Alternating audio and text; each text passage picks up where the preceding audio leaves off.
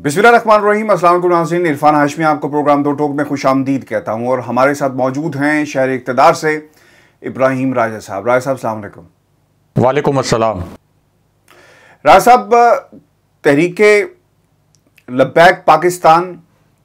का एहतजाज जारी है और उनकी जो रैली में शामिल गाड़ियों की टक्कर से 2 पुलिस एहलकार शहीद हुए और ये लॉन्ग मार्च उन्होंने शुरू कर दिया है। जगह जगह कंटेनर्स लगाकर बंद कर दिया गया और इस वक्त बड़ी कशीदा सूरत हाल है क्योंकि जो मवासलात का निज़ाम है वो भी धर्म भरम है, कम्युनिकेशन मुकम्मल तौर पर तबाह हो गई। और कल भी ये कहा जा रहा है इम्पोर्टेंट मीटिंग्स हुई हैं प्राइम मिनिस्टर की शेख रशीद साहब से, और फिर इसके अलावा बाकी लॉ इन्फोर्समेंट एजेंसीज़ को, इदारों को बाकायदा तैयार रहने के लिए कहा गया है। पकड़ धकड़ हो रही है, लोगों को गिरफ़्तार भी किया जा रहा है और जिन लोगों ने ऑब्वियसली बहुत सारा जो लॉ एंड ऑर्डर को ख़राब करने के लिए सड़कों पर आए हैं। पहले तो हमें राय साहब ये बताएं कि इस्लामाबाद की सूरत हाल क्या है, पिंडी की सूरत हाल क्या है और इस वक्त सड़कों पर सर क्या मनाजिर हैं और जो रिपोर्ट्स आपके पास आ रही हैं इस वक्त क्या है? देखिए हाशमी साहब, रावलपिंडी से इस्लामाबाद में दाखिल होने के लिए जो सबसे मरकज़ी रास्ता है वो फैज़ाबाद है। और हमारे व्यूअर्स ने भी, आपने भी और बाकी लोगों ने भी ये सुना होगा अक्सर कि फैज़ाबाद के मकाम पर चाहे वो सियासी धरने हों या मजहबी नौयत के धरने हों तो वो ज़्यादातर धरने फैज़ाबाद के मकाम पर दिए जाते हैं। उसकी वजह यह है कि जब जीटी रोड से आप ट्रैवल करते हैं और पंजाब के शहरों से इस्लामाबाद का रुख करते हैं तो फैज़ाबाद सबसे मरकज़ी रास्ता है इस्लामाबाद में दाखिल होने के लिए। और अगर ये रास्ता ब्लॉक हो जाए तो आप ये कह सकते हैं कि पूरे इस्लामाबाद का निज़ाम ठप होकर रह जाता है, क्योंकि इस्लामाबाद के अंदर जो ऑफिसेज़ हैं, सरकारी ऑफिसेज़, जो सफारत खाने हैं, इसी तरह जो दीगर बड़े बड़े कारोबारी इदारे हैं, जो प्राइवेट कारोबारी इदारे भी हैं, वो सारे इस्लामाबाद में जो वाक़े हैं उनकी मुलाज़मीन की बड़ी तादाद इसी रास्ते से इस्लामाबाद में दाखिल होती है। इसी वजह से फैज़ाबाद को एक बहुत हसास मकाम करार दिया जाता है। और ये इस वजह से भी हाशमी साहब बहुत हसास है कि फैज़ाबाद से ही कुछ 6 किलोमीटर अगर आप लेफ़्ट पे टर्न कर जाएं तो GHQ और जो दीगर हमारे हमारे फ़ौज के दफातर हैं वो वाक़े हैं। और अगर आप दाएं हाथ पे टर्न कर जाएं तो 6-7 किलोमीटर दूर हमारा जो रेड जोन है वो भी वहाँ पर है। तो फैज़ाबाद अगर कोई धरना पहुँच जाए, कोई रैलीज़ की शक्ल में, तमाम रैलीज़ मिलकर फैज़ाबाद में एक धरने की शक्ल अख्तियार कर लें, उसके बाद फिर ये खदशा होता है कि ये लेफ़्ट पे मूव हो गया वो धरना, तो फिर ज़ाहिर है कि वो हसास इमारतों की जानिब जा सकता है जो हमारी फ़ौज से रिलेटेड हैं, और अगर राइट पे मूव हो गया तो फिर ये रेड जोन की जानिब जा सकता है। और एक और रास्ता ये है कि फैज़ाबाद से एक 0 पॉइंट की जानिब भी रास्ता जाता है, और ये वो रास्ता है जो कि 2014 में तहरीक इंसाफ ने इस्तेमाल किया था अपने धरने के लिए। यहाँ से वो अपारा गए थे और अपारा से फिर रेड जोन में और डी चौक तक। अब जो फैज़ाबाद है, यहाँ जो कंटेनर वगैरह लगाए गए और इस रास्ते को ब्लॉक किया गया तो मेन हाईवे को तो खुला रखा गया, लेकिन रावलपिंडी से जो रास्ता जाता है, यानी आप कह सकते हैं कि मरी रोड से जो रेड जोन की जानिब रास्ता जाता है, तो वो ब्रिज फैज़ाबाद के ऊपर बंद किया गया। और उसकी वजह ये थी हाशमी साहब के वजारत दाखिला को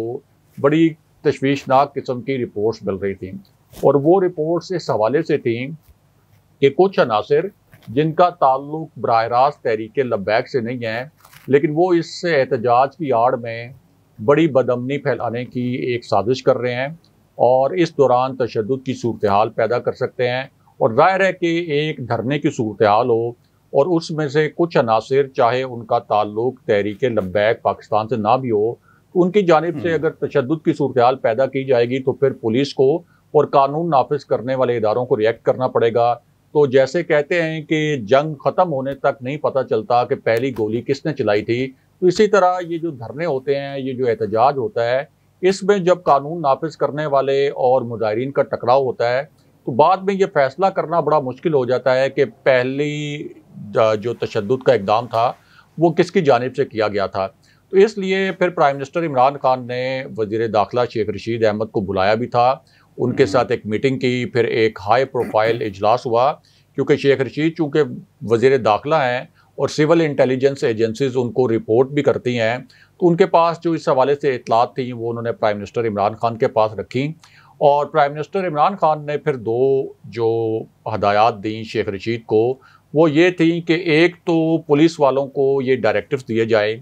कि किसी भी सूरत उनकी जानिब से मुजाहिरीन के ऊपर तशद्दुद में पहल नहीं की जाएगी,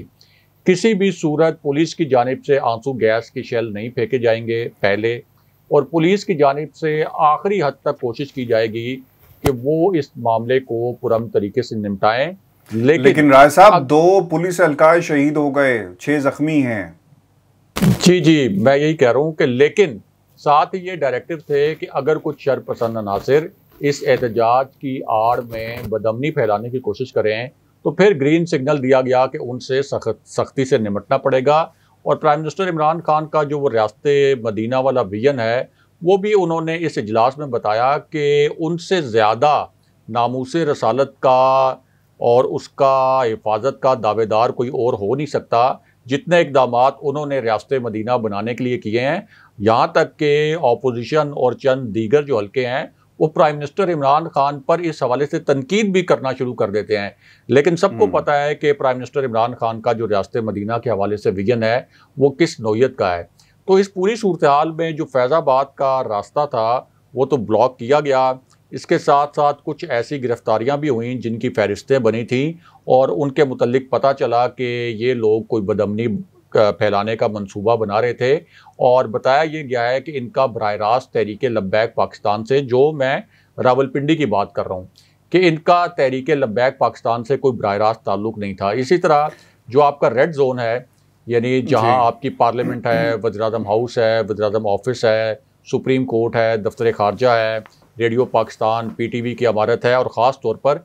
जो गैर मुल्की सफारत खाने हैं, तो वहाँ भी कंटेनर्स लगा के उस पूरे रास्ते को ब्लॉक किया गया है। अभी तक रावलपिंडी इस्लामाबाद में सूरत हाल जो है वो कंट्रोल में है, कशीदा नहीं है, और जो इंटीरियर मिनिस्ट्री ने इकदामात किए थे उनके नतीजे में इस्लामाबाद रावलपिंडी की हद तक तो सिचुएशन अंडर कंट्रोल है। लेकिन लाहौर में ये जी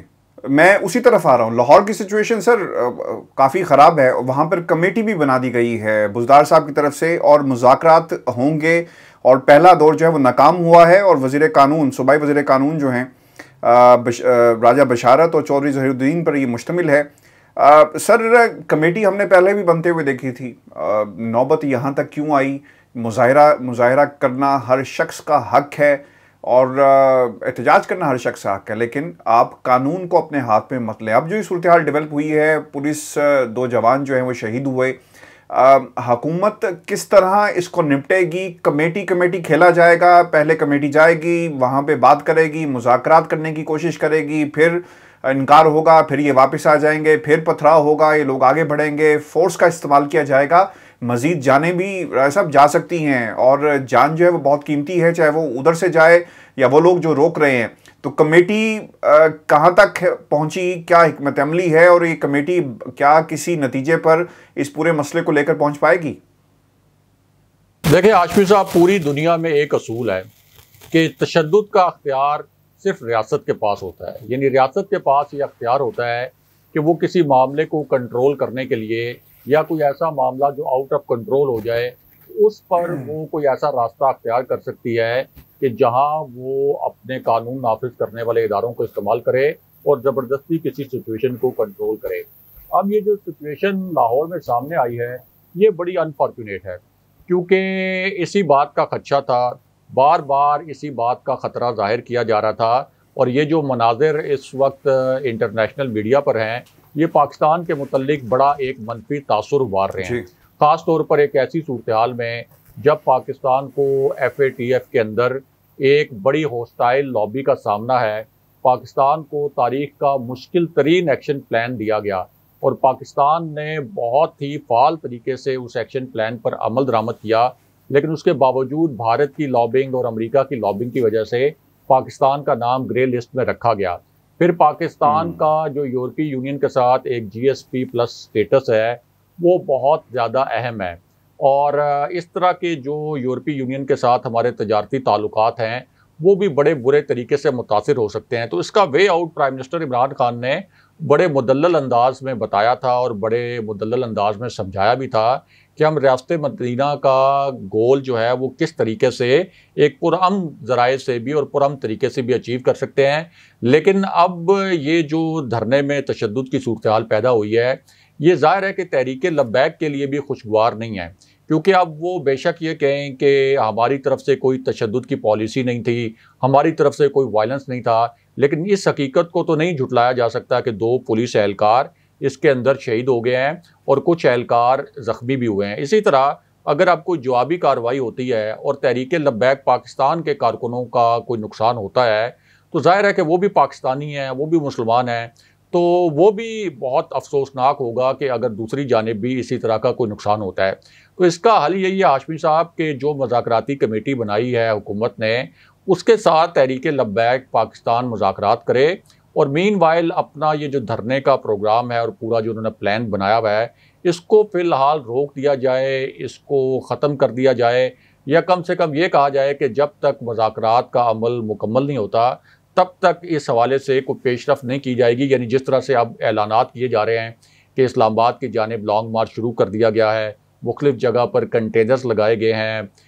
मोटरवेज़ की कई जगह पे लेन्स बंद की गई हैं, कई ऐसे आप कह सकते हैं कि एक्सचेंज हैं जिनको बंद करना पड़ा है जो मुख्तलिफ़ शहरों से गुज़रते हैं। तो ये जो पूरी सूरत हाल है, ज़ाहिर है पाकिस्तान के मुतल्लिक़ एक बड़ी मनफी तस्वीर पेश करते हैं, क्योंकि इस्लामाबाद के अंदर पूरी आलमी बरादरी बैठी है, जितने भी ममालिक हैं उनके सफारतकार इस्लामाबाद के अंदर बैठे हैं, तो वो यहाँ से केबल्स भेजते हैं कि पाकिस्तान में किस किस्म की सिचुएशन है। और फिर तहरीक लब्बैक पाकिस्तान के हवाले से आलमी सतह पर भी हम सबको मालूम है कि एक बड़ा ख़ास किस्म का माहौल है फ़्रांस के मामले की वजह से। तो जितना भी इंटरनेशनल मीडिया है वो तो इसको इस तरह से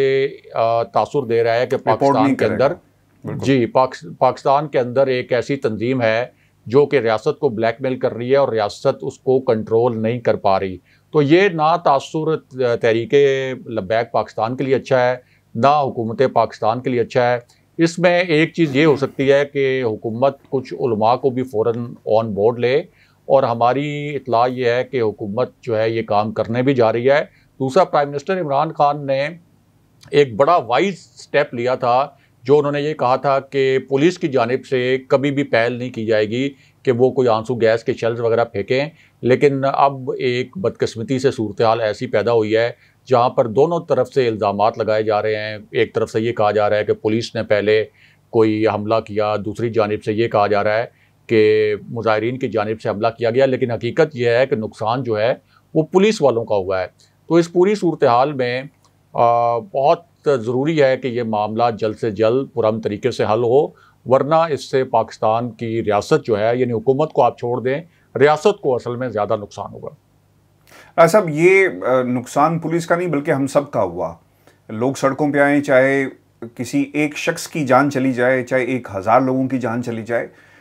इसका नुकसान पूरे पाकिस्तान को हो रहा है। 22 करोड़ आवाम इस तरह से गुजर रही है कि ये कब मामला हल होंगे। और सिर्फ कहा यह जा रहा है कि साद रिजवी की डिटेंशन जो है पहले हुई इलीगल कहा गया और इसे लाहौर हाई कोर्ट ने डिक्लेयर किया, फिर इसकी रिहाई का मामला सामने आता है। रिहाई क्यों नहीं की जा रही, ये भी एक सवाल है। और अब लोग सड़कों पर हैं और साद रिजवी की रिहाई का मुतालबा कर रहे हैं। अब ये मामला सिर्फ रिहाई तक का है या फिर फ्रांसीसी सफ़ीर वाला मामला भी जो है इसके साथ है?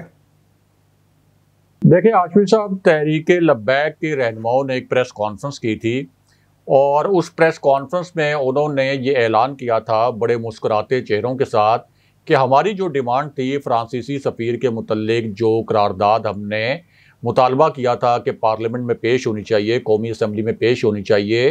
वो करारदाद पेश हो गई है। उसका जो ड्राफ्ट था उस पर मुज़ाकरात के लिए शेख रशीद खुसूसी तौर पर लाहौर गए थे, तहरीक लब्बैक के कायदीन के साथ बैठे थे, उसके ऊपर तहरीक लब्बैक के कायदीन ने दस्तखत किए थे। उसके बाद एक जॉइंट प्रेसर हुआ था, एक मुश्तरका प्रेस कॉन्फ्रेंस हुई थी। उन्होंने इत्मीनान का इजहार किया था कि बिल्कुल ठीक है, कि यही हम चाहते थे कि इसी तरह का एक मुसवदा हो और पार्लियामेंट के अंदर एक करारदाद पेश की जाए। फिर जब ये करारदाद पेश की गई, उसके बाद भी तहरीक लब्बैक पाकिस्तान ने कहा कि हमारा जो मुतालबा था पूरा हो गया और इसी वजह से लाहौर का धरना इससे पहले इन्होंने ख़त्म किया था। तो अब जो दोबारा धरने की वजूहात हैं वो बज़ाहिर तो ये नज़र आता है कि साद रिजवी साहब की रिहाई से जुड़ी हुई हैं। अब ये जो मामला है इसके कुछ कानूनी पहलू भी हैं, क्योंकि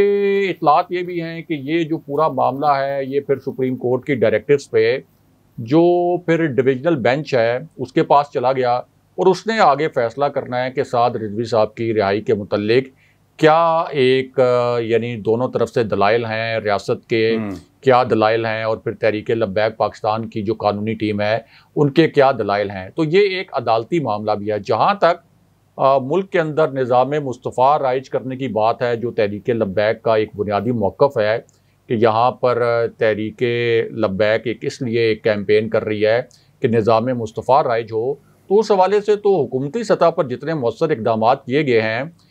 उन इक़दामात का 1% भी इन धरनों के ज़रिए और इन एहतजाजों के ज़रिए नहीं किए जा सकते। और ये धरनों के ज़रिए वो मकसद भी अचीव नहीं होगा, रियासत पाकिस्तान का पूरी दुनिया में तासुर भी ख़राब होगा और जो मकसद हासिल करना चाहती है तहरीके लब्बैक पाकिस्तान वो दोनों तरफ से जानी नुकसान होने के बावजूद किसी सूरत पूरा नहीं हो सकता,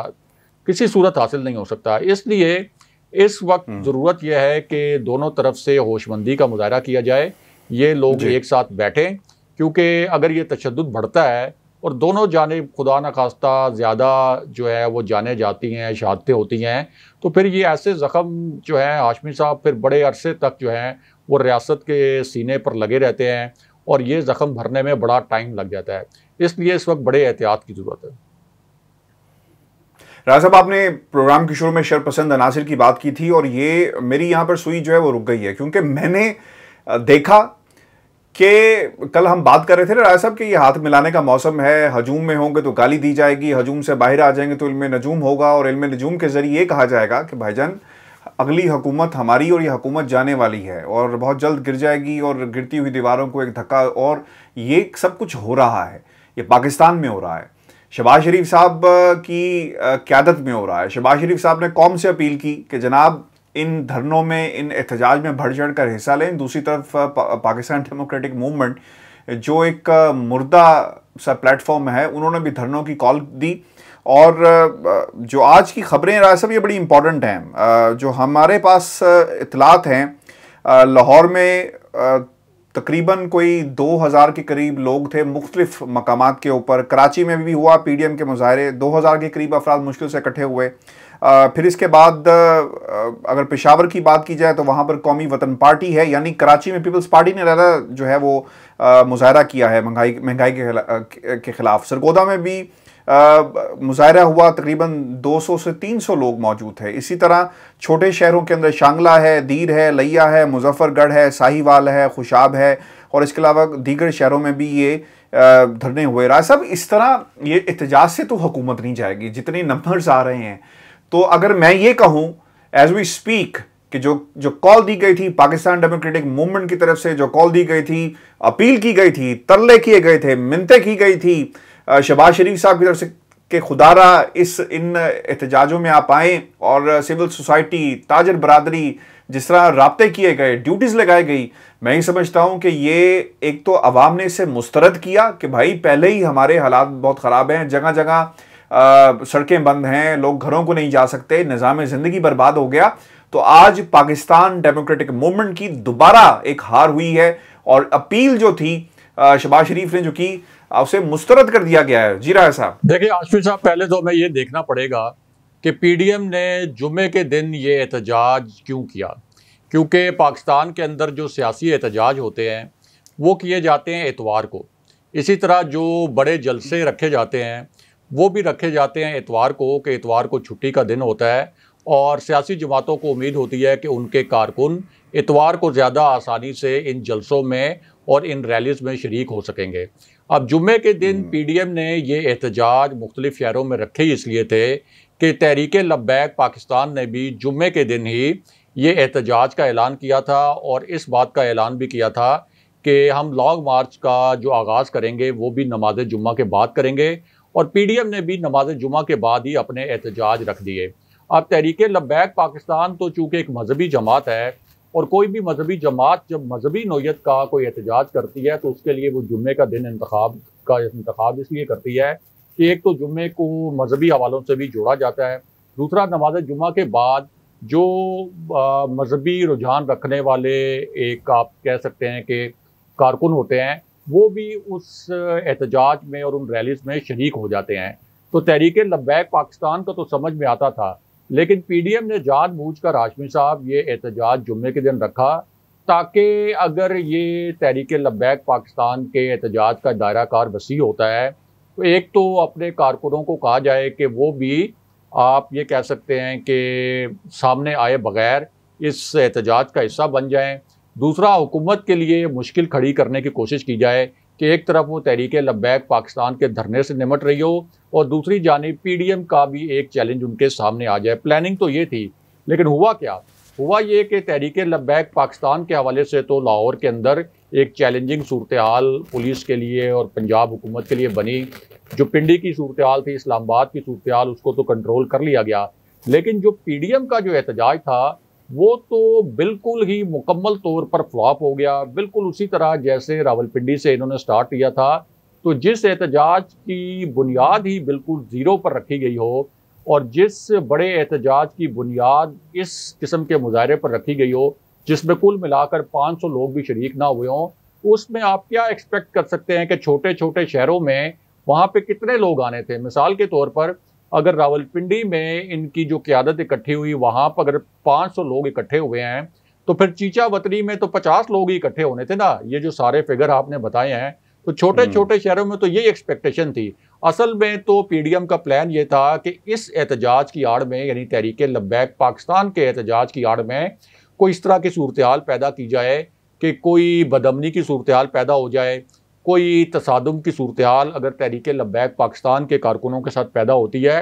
तो उसको हवा दी जाए और एक नया आप ये कह सकते हैं कि सियासी तूफ़ान जो है उठाने की कोशिश की जाए। और हमारी इत्तला ये भी है कि राना सनाउल्लाह समेत मुस्लिम लीग नून के कई दीगर रहनुमा ऐसे हैं जो पंजाब से जिनका ताल्लुक़ है, उनकी जानिब से तहरीक लब्बैक पाकिस्तान के रहनुमाओं को इनडायरेक्टली कुछ मैसेजेस भी भेजे गए और उनको एक तरह से इनकरेज करने की भी कोशिश की गई। हालांकि तहरीक लब्बैक पाकिस्तान का एक बड़ा अलग से वाज़े यानी उनका एजेंडा है कि उनका एहतजाज किस वजह से वो कर रहे हैं और उसकी बुनियाद क्या है, लेकिन मुस्लिम लीग नून की जानिब से पूरी कोशिश की गई उनके पंजाब के रहनुमाओं की जानिब से कि ये जो पूरी सूरत हाल है ये किसी तरह से एक पुरतशद्दुद सूरत हाल में बदले, बिल्कुल उसी तरह जैसे उनकी पूरी कोशिश थी कि DGISI की तैनाती के हवाले से जो कंट्रोवर्सी पैदा हुई उस कंट्रोवर्सी को हवा मिले। मेरा एक सवाल राय साहब, एक सवाल ले लें तो क्या कोई ग्रीन सिग्नल दिया गया है दूसरी तरफ से पाकिस्तान लब्बैक पाकिस्तान तहरीक जो है, इसकी तरफ से कोई ग्रीन सिग्नल या कोई मुलाकात हुई या किसी ने कोशिश की है मुलाकात किसी भी तरफ से? देखिए, मुलाकात के हवाले से तो कोई खबर नहीं आई, लेकिन होता यह है कि जब भी कुछ सियासी जमात एहतजाज कर रही हो या मजहबी जमात एहतजाज कर रही हो तो कोई भी दूसरा आप ये कह सकते हैं कि फरीक या कोई दूसरी जमात, चाहे वो मजहबी जमात हो चाहे वो सियासी जमात हो, जब वो उसकी एहतजाज की हमायत करे तो जाहिर है कि एक इंकरेजमेंट तो होती है। कोई ये नहीं कह सकता, कोई भी जमात ये नहीं कहती कि अच्छा फ़लाँ जमात अगर हमारी इस तहरीक की हमायत कर रही है तो हम कहें कि आपका क्या काम बनता है, आपके तो कोई सियासी मकासद हैं, हमारी तहरीक का मकसद ही कुछ हो रहा है। तो ये तो एक मुसलमा असूल है कि जब भी कोई एहतजाज हो रहा होता है और कोई भी फरीक उसकी हमायत करे तो उसकी हमायत को अप्रिशिएट किया जाता है और ज़ाहिर है कि उससे वो एहतजाज करने वाले जो कारकुन होते हैं वो इनकरेज भी होते हैं। तो इसी फार्मूले को मद्देनज़र रखते हुए पूरी कोशिश की है मुस्लिम लीग नून ने पंजाब के अंदर। और राना सनाउल्लाह के मुतल्लिक जानने वाले जानते हैं कि उनके मजहबी जमातों से बड़े गहरे रवाबित भी रहे हैं और कुछ ऐसी जमातों से भी जिनमें तहरीक लब्बैक पाकिस्तान का मैं कोई ख़ास तौर पर जिक्र नहीं कर रहा, जिनको बहुत पहले कलअदम करार दे दिया गया था। जी हाँ, इसके अलावा जिनको बहुत पहले कलअदम करार दे दिया गया था और उनके प्लेटफॉर्म से राना सनाउल्लाह की बड़ी मुतनाज़ा किस्म की तकरीरें भी सामने आती रही हैं, बड़े मुतनाज़ा किस्म के बयानात भी सामने आते रहे हैं। तो बड़ी कोशिश तो की है मुस्लिम लीग नून ने, उनके जो पंजाब के रहनुमा थे, और ज़ाहिर है कि उन्होंने ये कोशिश की है तो अपनी क़यादत के कहने पर ही की होगी, उनकी हदायत पर ही की होगी कि इस पूरे मामले को फ्यूल अप किया जाए। और जब 17 में धरना दिया गया था, यानी जब मुस्लिम लीग नून की हुकूमत थी फैज़ाबाद में, तो उस वक्त तो ये तहरीक लब्बैक पाकिस्तान के ख़िलाफ़ बड़े बड़े स्टेटमेंट्स देते थे और ये कहते थे कि तहरीक लब्बैक पाकिस्तान जो है वो रियासत पाकिस्तान को ब्लैकमेल कर रही है। लेकिन अब उसी तहरीक लब्बैक पाकिस्तान की खुफिया तरीके से हमायत की जा रही है ताकि इस एहतजाज के अंदर से भी कोई अपने लिए सियासी मकासद हासिल किए जाएँ। राय साहब, हमने हमने देखा है सियासी जमातें मजहब कार्ड प्ले करती हैं। ऑब्वियसली ये सवाल आज भी उतना ही रेलेवेंट है जितना माजी में होता रहा। लेकिन सर ये हमें ज़रूर बता दें, हमारे सुनने वालों को और मुझे भी, और एनलाइटमेंट बड़ी ज़रूरी है इस मामले के ऊपर, इसका ड्रॉप सीन कब होगा? पहले मुज़ाकरात हो गए थे, अब 2 सिपाही जो हैं वो अल्लाह को प्यारे हो गए, शहीद हो गए, चाहे वो रिजवी साहब का सिपाही हो, चाहे वो पंजाब पुलिस का सिपाही हो, लोग हमारे ही हैं। ड्रॉप सीन सर कब होगा? मुज़ाकरात कब पूरे होंगे? क्या खबरें हैं आपके पास सर इस हवाले से? देखिए आशिफ साहब, आखिरी हल जो है वो इस तरह की सूरत हाल का मुज़ाकरात ही होते हैं। तशद्दुद के जवाब में तशद्दुद होगा तो फिर दूसरी जानिब से भी तशद्दुद होगा और ये सिलसिला आगे बढ़ता रहेगा। लाहौर में जो इससे पहले एहतजाज हुआ था और जो धरना हुआ था, उसके बाद हमने देखा कि गिरफ्तारियां हुई और जो लोग तशद्दुद में मुलव्विस थे उनके ख़िलाफ़ मुकदमात भी हुए और बाकी जो सिर्फ एहतजाज में शरीक थे उनके ख़िलाफ़ मुकदमात खारिज कर दिए गए थे और एक एग्रीमेंट हो गया था। तो हमेशा जब भी इस तरह की सूरत हाल पैदा होती है तो मज़ीद नुकसान से बचने के लिए हमेशा मुज़ाकरात ही आखिरी हल होता है और इस मरतबा भी मुज़ाकरात ही आखिरी हल है। यहाँ तक कि हम इससे पहले अफ़गानिस्तान जैसे मुल्क की सूरत हाल में देख चुके हैं कि वहाँ पे कितनी कितनी बड़ी कुव्वतें थी जी, तालिबान से मुज़ाकरात करने पड़े हैं। तो आखिरी हल मुज़ाकरात ही हैं और हुकूमत ने इसी वजह से एक और भी हल है राय साहब, एक और भी हल है। आपकी मैं बात काट रहा हूँ, एक और भी हल है। साद रिजवी साहब पैगाम जारी करें अपने तमाम चाहने वालों के लिए कि जनाब पुरअमन रहकर मुजाहरा किया जाए, तशद्दुद ना किया जाए। हुकूमत ऐसा काम करेगी, एक वीडियो मैसेज, ऑडियो मैसेज या पैगाम या साद रिजवी साहब ऐलान कर दें, जहाँ भी मौजूद हैं टेलीफोनिक खिताब कर दें। देखिए साद रिजवी साहब की जानिब से इस तरह का मैसेज तो आना चाहिए, क्योंकि ज़ाहिर है कि तहरीक लब्बैक पाकिस्तान एक हकीकत तो है, उनके पैरोकार तो हैं। तो जब आप इस किस्म की जमात के लीडर हैं, इस किस्म की जमात के कायद हैं, तो फिर आपके कंधों पर बड़ी भारी जिम्मेदारी भी आयद होती है। फिर आपको ये भी देखना होता है कि आपके कारकुनों की जानिब से कोई ऐसा इकदाम ना उठाया जाए जो शहरियों के हकूक़ के ख़िलाफ़ हो, कोई ऐसा इकदाम ना उठाया जाए जो रियासती मफादात के ख़िलाफ़ हो और आपने अपनी जमात को रियासत के कानून के ताबे करना होता है। तो इस हवाले से साद रिजवी साहब पर भी ये जिम्मेदारी आयद होती है और जो दीगर कायदीन उनके इस वक्त बाहर हैं उन पर भी ये जिम्मेदारी आयद होती है कि अपने कारकुनों से ये कहें कि वो पुरअमन तरीके से रहें और मीनवाइल उनके कायदीन हुकूमती रहनुमाओं से और जो उलमा इसमें शामिल किए जा रहे हैं मुज़ाकराती कमेटी में, उनके साथ मुज़ाकरात करें और मिल बैठकर इस मामले को हल कर लें। बहुत शुक्रिया व्यूअर्स, तमाम सुनने वालों को और ऑब्वियसली वो लोग जो इस एहतजाज में शामिल हैं, हमारी भी रिक्वेस्ट है कि ये पैगाम पहुंचाएं और इस मामले का मुज़ाकरात के ज़रिए हल निकलना बहुत ही ज़रूरी है, क्योंकि पाकिस्तान को नुकसान हो रहा है। वो लोग फ़ायदा उठा रहे हैं, सियासी मसखरे मैदान में उतर चुके हैं और हाईजैक करना चाहते हैं हर एक अच्छे कॉज को। खुदारा किसी का आला कार ना बने। अपने कमेंट ज़रूर भेजिएगा, चैनल को सब्सक्राइब करें। मुझे और राजा साहब को इजाज़त दीजिए। अल्लाह ने के बाद।